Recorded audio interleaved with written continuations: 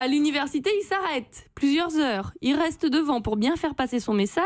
Et c'est ce qui s'est passé à l'université de Paris 5. C'est l'une des plus grosses de la capitale. Hier, son directeur, Frédéric Dardel, a vu dans un premier temps cette pub sur Twitter avant de le voir à la fenêtre de son bureau. Je l'ai joint hier après-midi par téléphone. Écoutez sa réaction. D'abord, j'ai cru que c'était une plaisanterie, tellement ça m'a paru énorme. C'est-à-dire que je me suis demandé si c'était pas un montage Photoshop. Et puis aujourd'hui, en revenant de mon cours que je faisais ce matin, j'ai été contacté immédiatement par mes services qui m'ont fait savoir que la voiture et le panneau ont stationné devant le siège de l'université, donc juste devant mon bureau en fait. Moi j'étais très choqué, je n'arrive même pas à comprendre comment un truc pareil est possible. J'ai saisi les services juridiques de l'université et on va déposer plainte pour incitation au proxénétisme. Alors Frédéric Dardel n'est pas le seul à avoir été choqué. Je crois que dans le public, vous avez vu passer la publicité. Oui, moi je l'ai vu ce matin. Elle est même Comment vous vous appelez, présentez-vous? Jean-Pierre. Jean-Pierre. Elle est restée stationnée, même un grand moment, puisqu'avec M. Guy Carlier, on l'a pris en photo, lui aussi et moi. Donc, et qu'est-ce que vous vous êtes dit? C'était un petit peu honteux et que c'était quelque chose qui n'était pas très, comment dire... éthique. Pas très éthique. Vous l'avez vu devant Europe 1 en attendant. On s'est fait la même réflexion entre hommes, je me permets, en son nom d'un certain âge, de dire que vraiment les cibles, en plus, n'étaient pas bonnes. Vous allez voir que... Bon, ça, alors qu'est-ce qu'il a fait Frédéric Dardel? Il a porté plainte. Il a porté plainte donc pour proxénétisme et pour lui, c'est même une certaine forme de racolage. Oui, c'est une forme de racolage, aller faire ça devant les universités, où on sait qu'on a des étudiants qui ont parfois des difficultés à financer leurs études pour les inciter à ce genre de transactions. Je trouve ça particulièrement révoltant. C'est plus moral que pénal cette affaire-là, mais je veux dire que moralement, en tant que chef d'établissement universitaire, je considère que c'est le devoir du représentant légal de l'établissement de montrer qu'on trouve ça outrageant. Malheureusement, il a sans doute raison en disant que c'est plus moral que pénal, parce qu'il y aura probablement...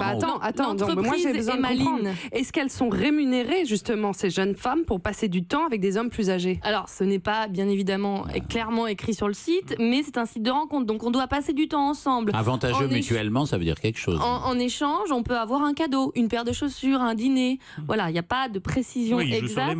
C'est une compensation financière, en quelque sorte. Alors, le directeur de Paris 5 n'est pas le seul à porter plainte. Cette affiche a énormément choqué. Beaucoup de photos ont circulé hier sur les réseaux sociaux et immédiatement, la mairie de Paris a condamné cette publicité. Elle envisage même de l'interdire. Envisager. Et les premiers... Parce qu'il faut beaucoup de temps. Elle a mis en place quelque chose avec la préfecture. Pour l'instant, légalement, cette entreprise est assez maligne pour arriver à contourner la loi. Oui, il y a on va une liberté le voir. de faire. Mais les premiers concernés, les étudiants, ils en pensent quoi? Eh bien, j'ai joint le syndicat étudiant de l'UNEF. Écoutez leur réaction. C'est extrêmement choquant de le faire à côté d'une université. Ça veut bien dire quel genre de public ils veulent cibler. Aujourd'hui, on sait que la classe la plus précaire, en gros, ce sont les jeunes. C'est très compliqué d'avoir accès à la bourse. Et donc, du coup, comme les politiques publiques ne suffisent plus, nous, on condamne tout à fait ça parce que ça incite quand même pour nous quelque part à la prostitution. La prostitution, oui, aujourd'hui, c'est une réalité. Malheureusement, quand vous allez à l'université, vous rencontrez des gens qui n'ont pas forcément les moyens de pouvoir étudier pendant 3 à 5 ans. Donc oui, les gens malheureusement peuvent se tourner vers la prostitution. Et oui, c'est une réalité aujourd'hui et qu'on condamne. En tout cas, une chose est sûre avec cette polémique, ce site, c'est offert un bon coup de pub.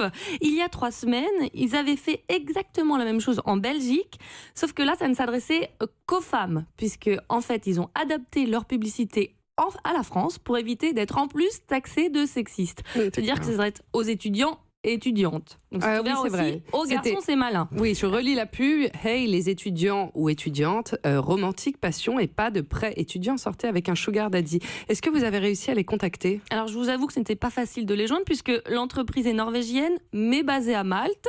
Toutefois, j'ai réussi à les joindre hier après-midi avec l'aide d'Aurélien Fleureau de la rédaction d'Europe 1. J'ai eu le porte-parole du site au téléphone et je lui ai demandé ce qu'il répondait à ces accusations de proxénétisme. Pour lui, vous allez le voir, c'est un malentendu.